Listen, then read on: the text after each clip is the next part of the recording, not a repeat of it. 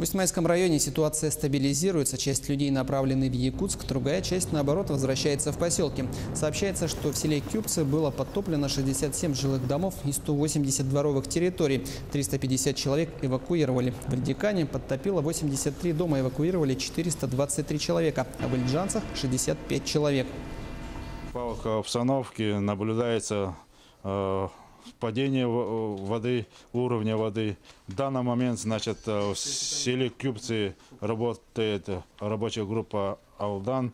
Осуществляется доставка воздушным транспортом, вертолетами воды, продуктов в эти поселки. В данный момент уже поступают наши заявки в связи с тем, что вода уходит с этих поселков, уже эвакуированных людей обратно поступают заявки.